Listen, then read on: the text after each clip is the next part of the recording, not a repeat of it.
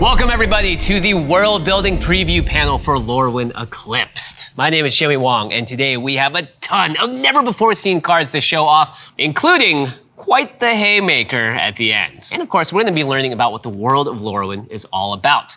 But before we get into it, we have some distinguished experts with us today, so please introduce yourselves. Hi, my name is Neil LaPlante Johnson. I am a senior narrative designer at Wizards of the Coast, and I was the world building lead for Lorwyn Eclipsed. Hi, my name is Evan Fong, and I've been illustrating for Magic since Theros Beyond Death, and you might know me from cards such as the Mean Tamio that's currently out, or Thieves Guild Enforcer. And I'm really happy to be here with everybody today.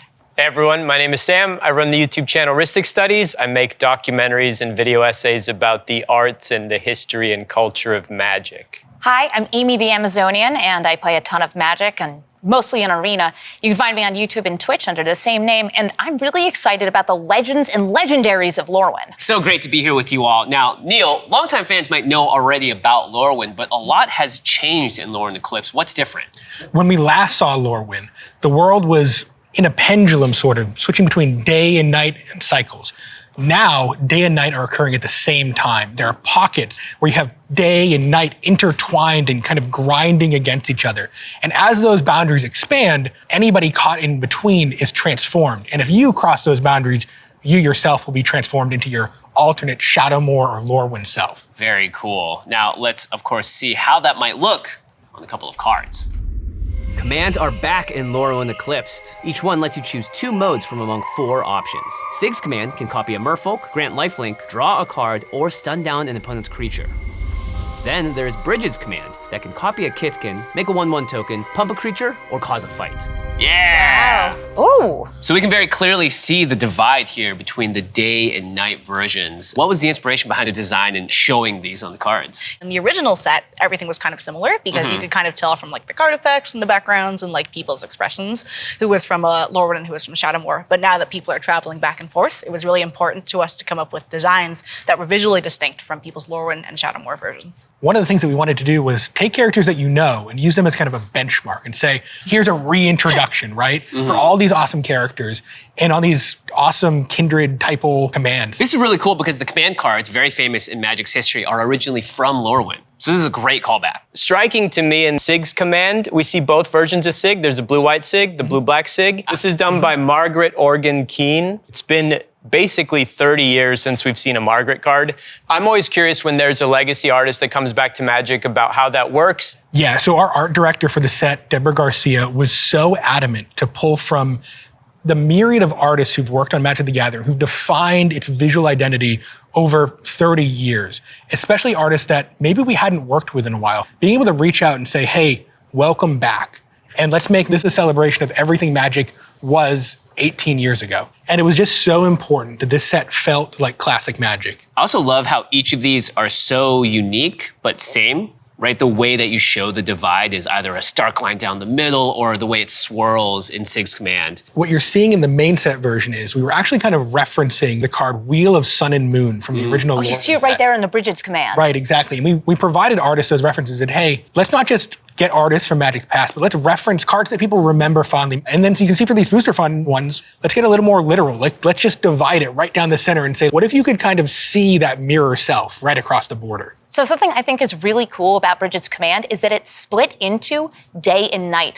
With the Lorwyn side of the Kithkin, you're building community. You're making copies of your Kithkin, you're making tokens.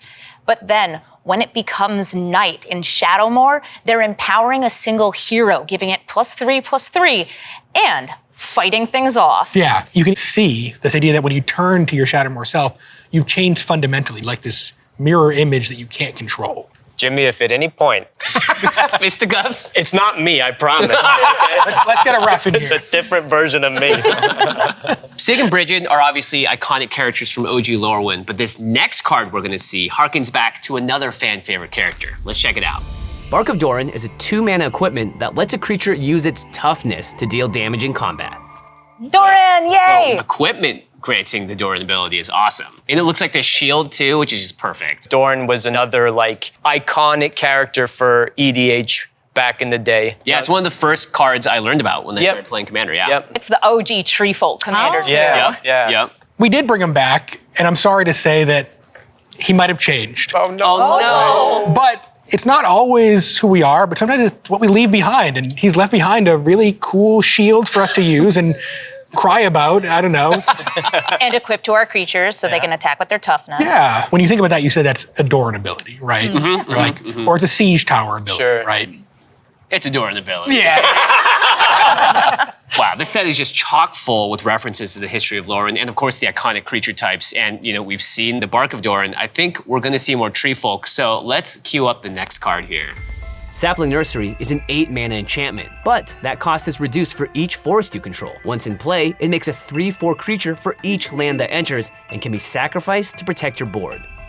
Wow. Oh my God. Oh, Cute. look at the face on that one. Cute. Like at how round they are. We're all getting older and starting families. I guess this is how you do it in Tree Folk land. So tree folk are obviously back. What's going on with them this time around? From the design side for the tree folk, instead of just the broad category of tree folk as a creature type, we wanted to have different subspecies within them. We kind of wanted to be able to write the words tree folk assassin on the type line and have it make sense this time, which I think was a bold move and it paid off. Yeah, we did a lot of faces for them, and I think some of them hit really well and some of them were cast off immediately. Tree folk assassin, so you're just saying like allergy season every time you see that card. Yeah. In Shadowmoor, they're way more animalistic, barbaric. They're kind of savage protectors of nature without the kind of thought and wisdom that came with their Lorwyn self. And this card is just bonkers. Affinity Affinity for for forest? forests? Yeah, that's crazy. You can bring it down to GG because it's gonna be GG. Yeah. I love that. All right, we've got tree folk. Let's check out another iconic card type. Let's see a Lorwyn elf. Lewin in Perfect Naturalist is an elf who cares about the graveyard. He mills cards when he enters, then lets you discard lands later to harvest an army of worms. Whoa. Do it! Whoa, sexy. You said it. All right, this is another beautiful illustration. This is Evan Fong at her best. It just so happens that you are here, Evan Fong, at your perfect. best. Yeah. Perfect. Imperfect. Even the palettes align with your outfit today. Can you tell me just a little bit about how you composed this creature? It was really fun for me to get to work on the elves because the first thing I touched for the set was getting to design the Lorwyn versus Shadowmoor elves, the original concepts. As you can see by my Shadowmoor elf outfit today. So the Lorwyn elves, as you can see an example of here, they're very similar to how they were in the original set. They have the iconic horns, like the wider face shapes, the armor that's inspired by leaves and connecting in very like kind of Celtic ways. We kept a lot of the design motifs very similar because we thought they were so strong. But on the other hand, we had to think about how Shadowmoor elves then would be different from the Lorwyn elves. So for the Shadowmoor elves, we decided to use plant motifs as well, but we went with flowers and especially poisonous flowers from the British Isles and the area that inspired the original Lorwyn set to come up with different color palettes and design motifs that would separate the Lorwyn and Shadowmoor elves. So when you look at the Lorwyn elves, they're very green, but the Shadowmoor elves, on the other hand, are all pastels. They're a little bit more like purpley, dusky colors, and the shapes of the armor and the clothing, as you can see on me today, was inspired by poisonous plants from that area. Well, your art is flawless. And so is Lewin, and I'm not talking about just how handsome he is. Right. On the Lorwyn side, they're lovers of beauty in the sense that they kill things or destroy things that aren't beautiful to them. They have a caste system where there's flawless, all the way down to imperfect. In the wake of the Phyrexian invasion, you just got obliterated by an interplanetary foe. Caste systems don't really mean a lot when you're struggling to survive. They still think we're the most beautiful, we should be dominant here. They just don't have the power anymore to exact that.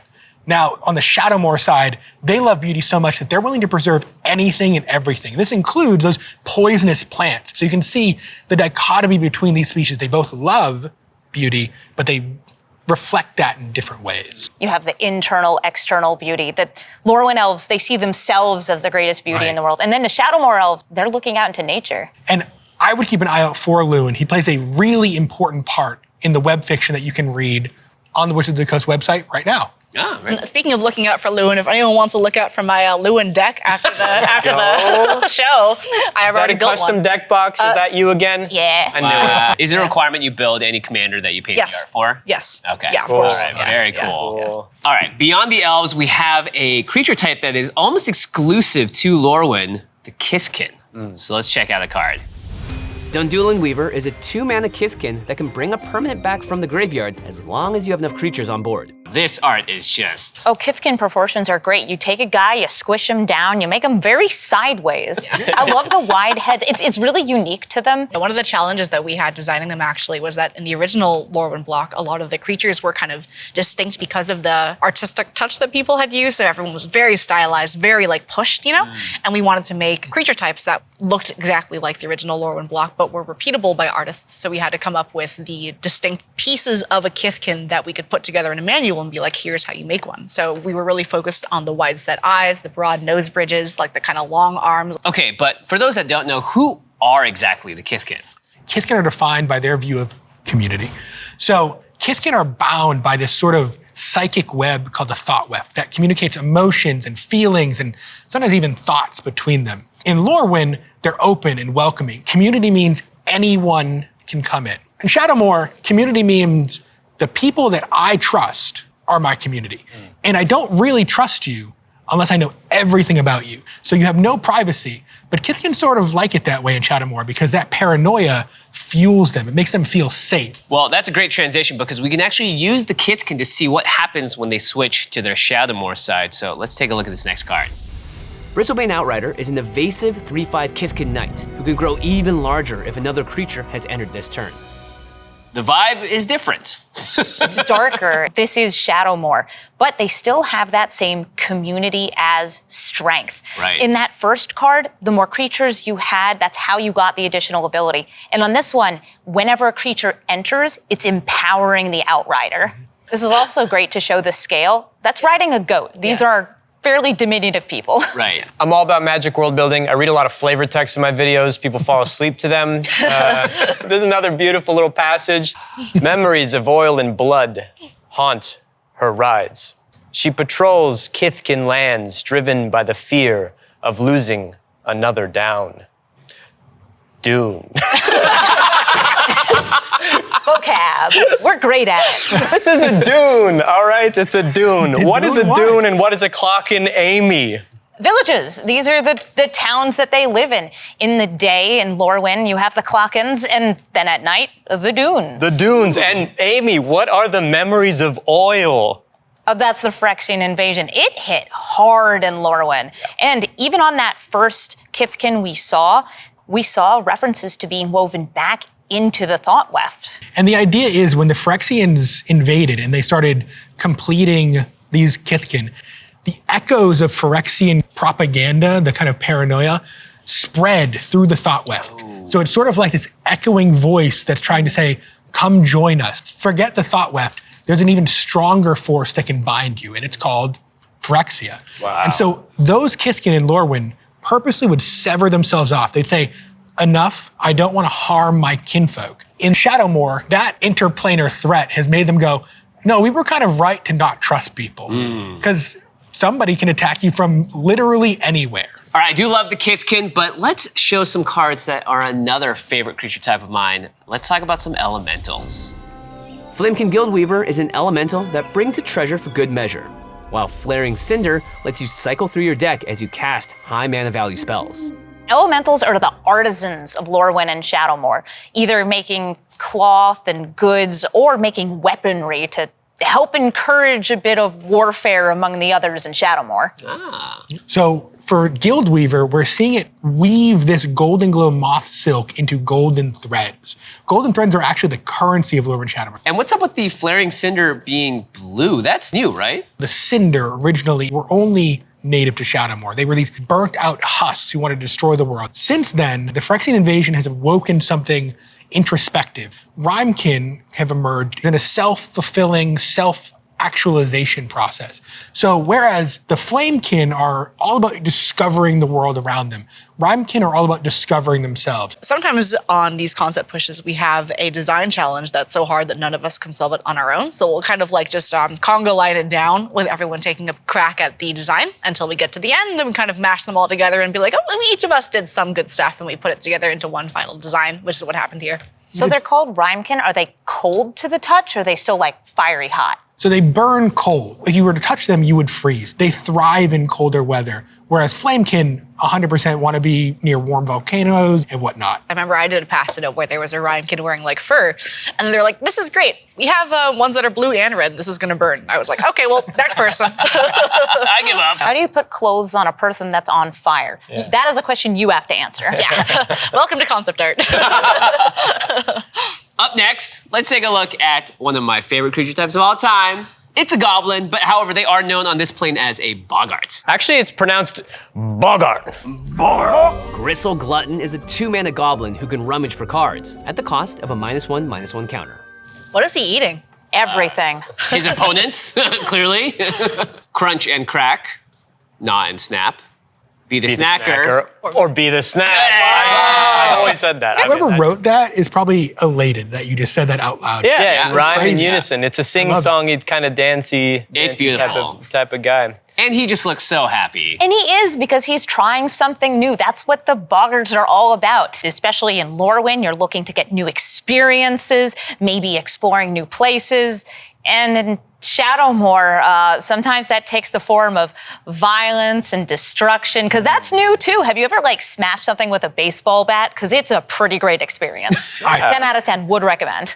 The boggarts in Lorwyn, like you said, are trying new experiences through being apothecaries and going on adventures and being kind of devil may-care with their lives. The boggarts on the Shadowmoor side are definitely willing to risk their own lives and also the lives of everyone else around them, to the point where they're willing to hammer armor into their very bones just because it feels interesting. I'm all for a looter, a little goblin rummager action. You could tap this in Blight. I guess it puts -1/-1 counters. I think thematically, obviously the Ludo narrative experience here is what Homeboy is eating. You ever just eat something that immediately triggers regret, anguish? That's my justification, is you blight yourself, you eat a snake, you eat some bones. But it's worth it for the experience. For the experience, exactly, yeah. Discard a card, draw a card, right? Yeah. Who Like I knows always what's coming say. up next? The best card to draw is the next one. Designing the boggarts was interesting because they're so intrinsically kind of scary looking that it was hard to figure out how the Lorwyn and Shadowmoor different versions would look. So it kind of came down to a vibes-based mentality of these are the scary looking guys that are feeding frogs and nursing them back to health and trying new things that result in happiness and well-being. Boggarts on Shadowmoor's side are just I'm going to cause chaos. All right, moving on from goblins, let's take a look at a peaceful, sleeping giant. Slumbering Walker is a 5-mana giant who enters with 2 -1/-1 counters. But at your end step, you can remove a counter from it to bring a creature back from the dead. This seems very powerful. So the giants in Lorwyn Shadowmoor, regardless of whether or not they're in either aspect, are sleepers. They're heavy sleepers. In Lorwyn, that's sort of like a whimsical sleep. They'll sleep in their hoards and caves, and you can go rob them, and if they wake up, you're no more. In Shadowmoor, they sleep for so long, they become overgrown. So there's plants and things that grow over the top of them, and you might be walking on a foothill and be like, is this a foothill or is that someone's foot? Rebecca Green is a brand new illustrator for Magic, kind of in the realm of storybooks, books for children. It shows this looks like a page from a storybook. Yeah. It's beautiful. I know that was a big deal in the original Lorwyn Shadowmoor art direction. You're kind of in a fairy tale of sorts. What's it like onboarding new Magic illustrators? Yeah. When we get a set as classic as Lorwyn Shadowmoor, we get to reach out to artists that their style might not mesh with a main set, but for booster fun, it is absolutely perfect. And I think you can see it here. There's really nothing else that fits, right? You're just thinking storybook, bedtime story, fairy tale thing. Yeah, sign me up. That sounds exactly like Lorwyn Shadowmoor. Well, speaking of fairy tales, we also have a creature type that aligns quite well with that. They're fairies. Wow. So let's see our next card. Flitterwing Nuisance is a 1-mana fairy with flying who enters with a -1/-1 counter. Later, that counter can be removed to turn a big attack into a full hand of cards. Oh man. I love we got a freaky bug guy on a freaky bug. And look at that art. Wow, wait, did you say, wait, hang on, whoa. Evan ever Fong? seen. Can we get her on the show? Yeah, this was an interesting one for me because the fairies are my favorite creature type in the original Lorwyn because they are very fun to play and not fun for your opponent, but fun for you. Right. And the design of them, I think, is one of the most iconic designs in all of Magic. I like the insect base to them a lot, and I think that the body shapes of them are super like almost grotesque and interesting.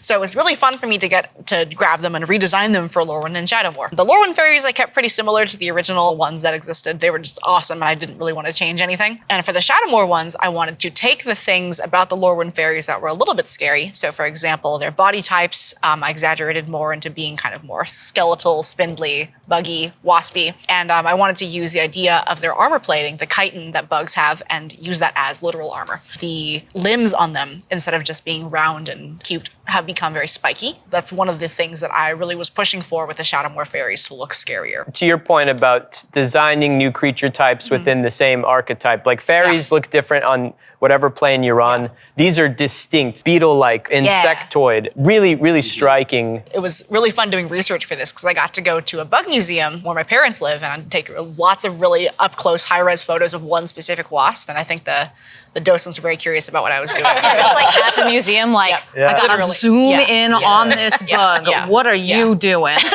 The play group, we did a Lorwyn draft, and the blue-black fairies deck is the most annoying deck you could ever play against in any format in the history of the game. Just a bunch of 1/1 flyers for 1 will kill you. Yeah, so annoying. And that doesn't change between Lorwyn and Shadowmoor.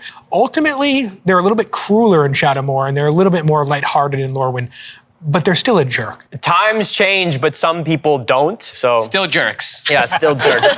Now, the final creature type that, of course, everyone is familiar with are the merfolk. We saw an example with Sig's command, also known as the Marrow. Such a big part of Lorwyn. What's going on with them this plane? The Marrow in Lorwyn Shadowmoor are defined by their love of commerce. They're mercantile, they trade with anybody. In Lorwyn, they're honest traders. They're trying to get the best deal and to connect people.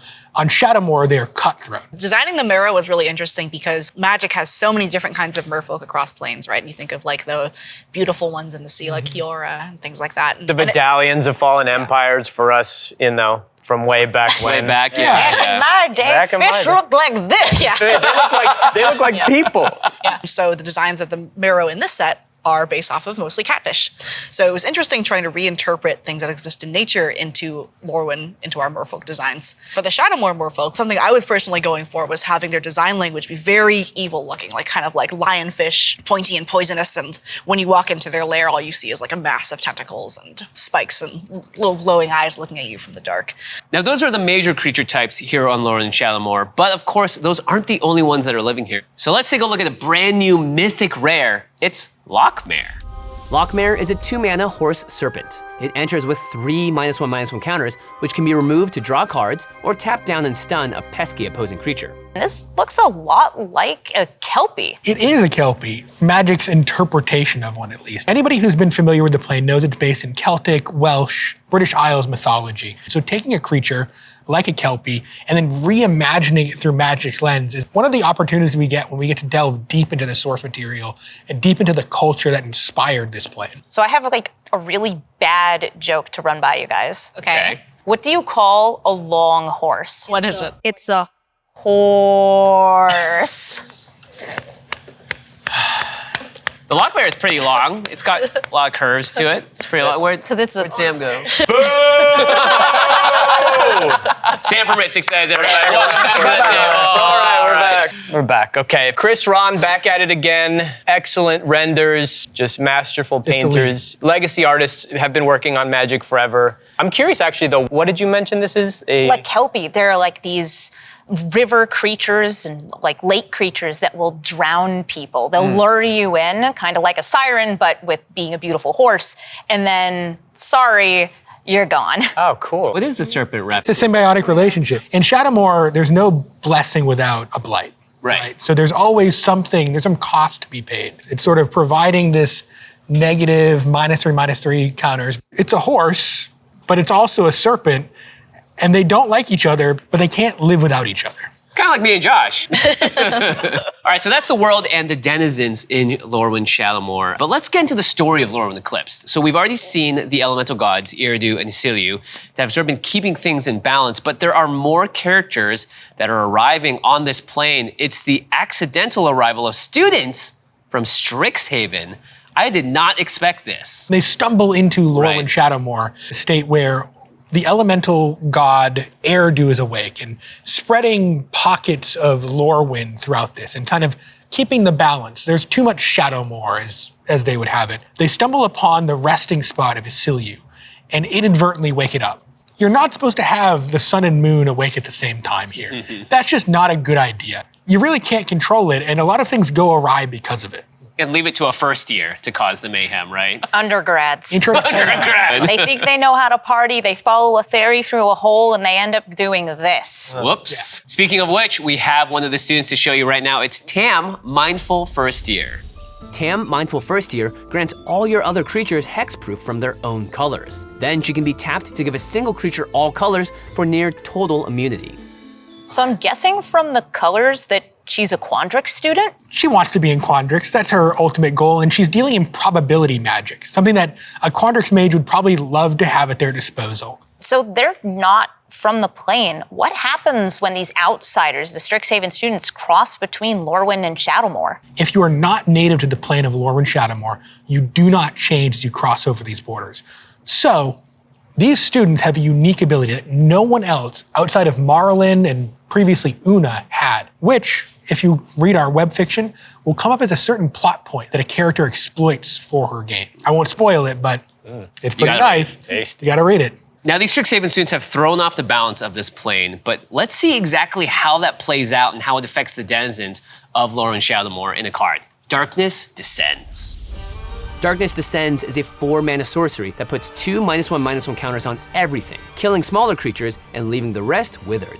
Whoa. Oh, as Isleyu's moving across the plane, you can see it's changing these Kithkin from their Lorwyn to their Shadowmoor just in a moment. Yeah, it seems like they're not expecting it either. That's gotta be so weird to be like, you and who you are changes. Does your Lorwyn self remember what your Shadowmoor self did? So when you transition between your Lorwyn and Shadowmoor selves, your memories become sort of foggy and twisted. You might have had your whole childhood in Lorwyn. If you transitioned into your Shadowmoor self, you will remember a childhood, you will project that it was Shadowmoor. The real tragedy of this plane is that you can never know your full identity. Sorry, babe, that's my Shadowmoor self. Something that is very striking to me is the psychology of a plane like this. Like, it's framed as this lovely storybook setting where the sun is always out and the moon provides peace and it's a happy-go-lucky environment. But to me, the most striking part of the setting is what you had just said. Your identity is not yours. It's dependent on a changing environment that also manipulates your own memory of yourself.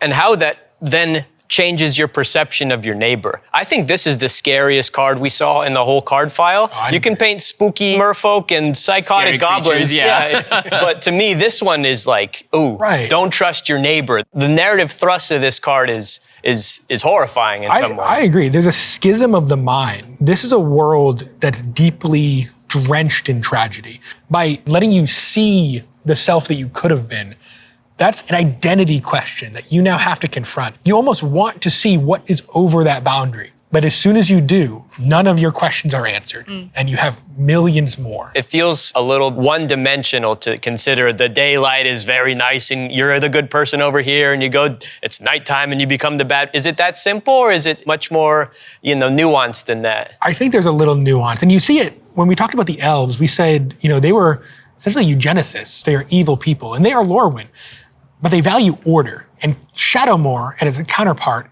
is all about chaos. And there's beauty in that chaos. There's goodness, and there's heroics in that chaos. It's not evil. It's simply two sides of this coin that previously were flipping back and forth, but now we're seeing both of their faces front to back. Well, speaking of seeing both sides of the coin, there actually are areas in this plane where both day and night are sort of vying for that same territory. So there's a brand new card that we're gonna look at here called Eclipsed Realms.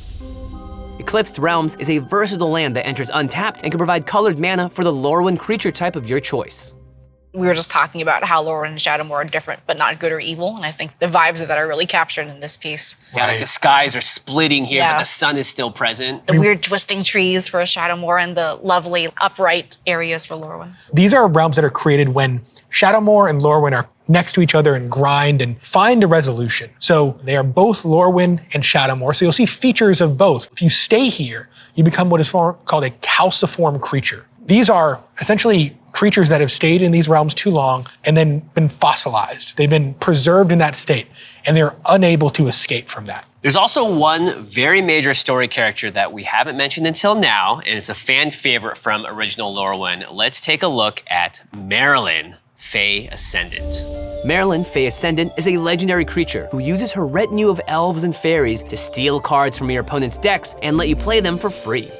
Yas, queen. Steve Prescott, let's go. Yeah, it's cool to see him doing cards for this set because he was one of like the spearheads of the original Lorwyn Oh, and really? Shadow War designs. Yeah, he did all the original like elf and fairy stuff that I love so much. I noticed that she's an elf fairy now. She's not just an elf. Marlin was originally a doppelganger of Una.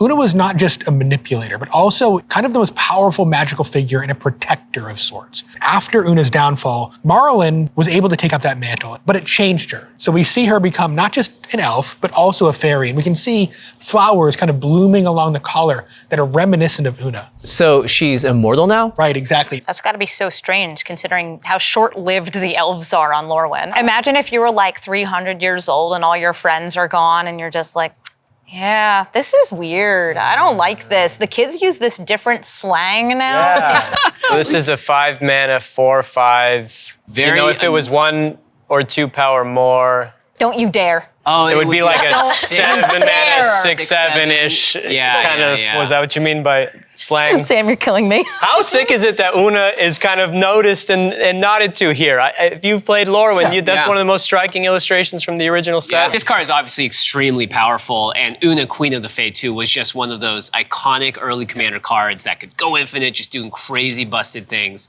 So it's great to see that the power level here feels just as epic, in sort of this, in Fae Ascendant. We want you to be able to bridge the gap between your elf and fairy deck in a way that you didn't think was possible. Right. It's gonna be a really fun deck building challenge, I think, for people. And also, it's less than Una. Yeah, wasn't she like an 8-drop? Was it 8? I think so. It wasn't like 6 or 7. Oh my god, not again! Now, we've already mentioned the web fiction for this, which you should absolutely read, but let's see an incredible mythic that features a very major moment. This is Celestial Reunion. Celestial Reunion is a powerful sorcery that can tutor a creature card to your hand or directly to the battlefield if you behold 2 creatures that share its type. Wow. Wow. Yeah, One of the incredible. best pieces of art That's from the so set gorgeous. in a set that's stacked. Wow, both sides of this too are so beautiful and so just really evocative. You got that storybook feel and also this more cartoony but like surreal look to it. Oh, it's amazing. So this moment that it's depicting is at the end of the story, and I won't spoil too much. I talked about how there's only supposed to be one elemental god awake at any given time. They kind of had to resolve their tension because ultimately they're each one half of a whole. And so you can kind of see as they entwine their necks, their faces kind of form this eclipse. And hopefully informs your understanding of the set a little bit more. A Lorwyn eclipse. Eclipsed. Oh, he said the name of the set. Did the thing. So this was really fun because it was a new challenge for us where it was designing completely new gods based loosely off of the existing stuff in Lorwyn. So the first thing we went to do when we were given this challenge of designing these gods was going through old Lorwyn art and being like, what was iconic here that we could use for god designs, right? And Revelark is one of the cards we found. It's like a flying creature just made of wings and made of a bunch of stuff that like is kind of unknowable. And we were like, that's really interesting. So the gods we started doing based off of like a bunch of wings, a kind of like dragon motif, and maybe like they could be the sun and the moon, like flying through the sky and have a lot of iconography because a lot of Lorwyn stuff is very based on icons and symbols. So Jesper's came together first, which is Erdu, the sun god. And it was this almost eagle, heron-like dragon floating through the sky. And then I thought if Aselu kind of crawled across the ground with many hands, it would be a really interesting motif to have that dichotomy. So I wanted to make him almost nightmarish because we were talking about how Lorwyn and Shadow War are not good and evil, but instead lawful and chaotic. So having a nightmarish creature that is very peaceful, who's peeking his head above the clouds and has all these graceful hands walking across the ground would be a good solve. Yeah, you can just really feel the elegance that they both have in different ways. And I love that sort of like the crawling across the ground with the many hands. I have a bunch of photos of me on the floor of Jesper's studio. Those are reference photos. Yeah, they are. Yeah. Reference photo. Yeah. When designing gods for a plane that didn't have them, The one thing that we had to do, which Jesper and you did incredibly, is they had to be just as unknowable as the elementals that they were gods of. And so I think the facelessness, the weird proportions, the sense that you could never talk to it is really important. Evan, it's so cool that you got to hang out with Jesper in Denmark, right? It was really fun. Did you guys end up playing a lot of Commander games? Of course, yeah. Oh yeah. Well, how many did you win? I think like 2 out of like 8. Which is a pretty good ratio for me, yeah. Yeah, Jesper does not lose very often. Yeah, he taught me how to play, actually, when we were working together during another Magic push. And every night he would just beat me over and over again. And I think that's part of the reason I'm so hardcore about Commander now, is that I'm tired of losing. So did you say you won 2 out of 8? So he won about 6 or 7? Oh, my God. Let's go. That's my line. Let's go. Oh, amazing. So between the art and the story, you can really just see how much love there is for original Lorwyn and also just that classic Magic feel. And before we get out of here, we have 2 more very cool references, including one that I think is a contender for best card in the set. But before we get to it, I know fans. Us, Jimmy. Sorry, it's my job. This is a card that I think many Magic fans are going to be especially excited about. It is Glister Baron. Glister Baron is a 5-mana 1/4 that can grow another creature in combat based on how many colors you have on your board. Oof, that's a cutie. Niels Hamm, the German legend. When we think about Niels and Magic, so many of his paintings are very macabre and sinister and like eerie and unnerving. But he is also another artist that does a lot of fables and children's stories. A lot of his personal work is in this realm. This feels like his pet creature. Yeah. So I have the fortune to write a lot of art descriptions. So I'll send an artist here's what you should draw. Niels emailed my art director back and said, I'm just gonna do what I wanna do with this one. And so I'm like, well, if Niels tells you to do that, you just let it happen. Wait, we're allowed to do that? Just ignore what they say and just email back, I'm gonna do what I think I should paint. If you're Niels Hamm, yes. I love that they had the same artist do every Baron we've seen. Yeah. Always the same guy making these weird little dudes in their costumes holding glowing things. I don't know what's going on with That's them. the art description that Yeah. we also have another somewhat nursery rhyme in the flavor text. That's right. Together, Should we? we'll leave this one here, And that one there. then wait and see. Who comes to share? Beautiful. All right, we have one more card to show off today. I teased it at the beginning of the video. I think it's the haymaker of the set, and I stand by it. Let's take a look at Spinerock Tyrant. The dreadful Spinerock Tyrant is a 5-mana 6/6 dragon whose powerful ability allows you to copy all of your single target spells while also giving those spells wither. It's awake and it's angry. Yep. So Spinerock Knoll, I think, is a card that a lot of people are familiar with. And is Spinerock Tyrant the dragon on the mountain? Yeah. That's the intent. That's Wow. the intent here. So it's a callback, but also standalone, you can't help but love a dragon, right? Oh yeah, especially It's my rule. someone that's as powerful as this one. I mean, just stats-wise, you got a 5-mana 6/6, but it's also got wither. And it doubles spells and it gives the spells wither? Giving spells wither, I think might be the most novel line of text. I remember when my lead designer put that into the file, I thought, I gotta have this card right now. Yeah. I'm a fan of anything that deals with -1/-1 counters, and this is going to be so good with the Scorpion God. Oh yeah. I forgot I had to look at the card file. Yes, there's precedence for dragons Yeah. on Lorwyn. The alternate art treatment here by Danny Schwartz jumps out at me because visually it's kind of in the line with fairies and merfolk and everything we've been discussing. It doesn't look like any other dragon on any other plane. Yeah, one of the things that we wanted to do, just like with Lochmere earlier, is provide like a twist. And so we actually attached images of Irish wolfhounds to inspire the head shape of this dragon. Just to give it that British Isles flavor while still keeping it in the realm of like, you see it and you know it's the most cool dragon you've ever seen. That is a very cool dragon. I love the like bursting free, because you mentioned before, it's the knoll. It's Yeah. sealed within this mountain until it turns into Shadowmoor. The people on Lorwyn, they've never seen a dragon. They don't even know that dragons exist. They just think it's a carving. Yeah. Yeah. I can't wait to cast a lightning bolt with this creature out. I can't wait to cast a mind rot with this out. I can't wait to cast Time Stretch with this out. Oh. Okay, yeah, you win, Sam. Thanks so much, everyone, for joining us on this special inside look into the world of Lorwyn and Shadowmoor. A big thank you to our guests for getting to talk about all these cool new cards today. We've got more previews headed your way this week, so stay tuned. And if you want to pre-order this awesome set, make sure you head on over to that product page. We'll see you next time.